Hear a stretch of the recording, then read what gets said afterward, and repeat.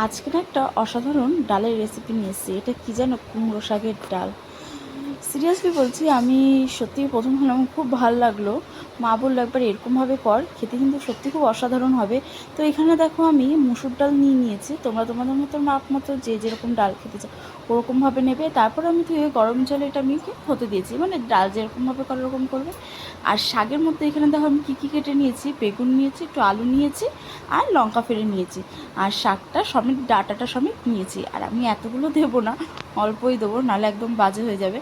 তো দেখো এখানে আমি ডালটাকে প্রথমে সিদ্ধ করে নিয়েছি।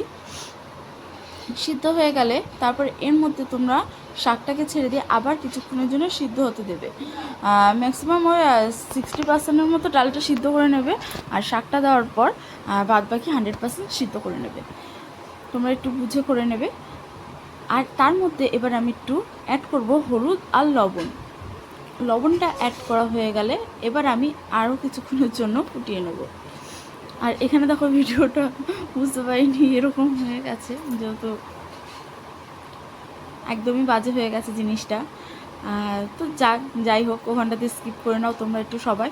তো তারপর দেখো এখানে আমি ডালটাকে ফুটিয়ে নিচ্ছি। এবার কি করব, ডালটা যে ফুটে এসছে এবার আমি নামিয়ে নিয়ে এবার এটাকে আমি সোমবার হতে দেবো। এই সোমবারের জন্য আমি এখানে দেবো হচ্ছে কি একটু তেল, 5 ফোড়ন। আমরা সাদা তেলটা ইউজ করি, তোমরা চাইলে সরষের তেলও দিতে পারো। আর একটু শুকনো লঙ্কা দিয়ে নেবো, তার মধ্যে দিয়ে নেবো তেজপাতা। তোমরা বলবে এর মধ্যে একটু আদাটা অ্যাড করলে ভালো হতো, কিন্তু এই মুসুর ডালে আমরা আদা অ্যাড করি না। এবার ডালের মধ্যে আমি এইভাবে ফোড়নটা দিয়ে এবার আমি কড়াইতে কি করব, ডালটাকে ঢেলে দেবো। ঢেলে দিয়ে ভালো মতো ফুটে নিলেই হয়ে যাবে আমাদের কুমড়ো শাকের ডাল। আর তোমরা যদি ফেসবুক থেকে দেখে থাকো তাহলে অবশ্যই আমাকে ফলো করবে, আর যদি ইউটিউব থেকে দেখে থাকো তাহলে অবশ্যই সাবস্ক্রাইব করবে।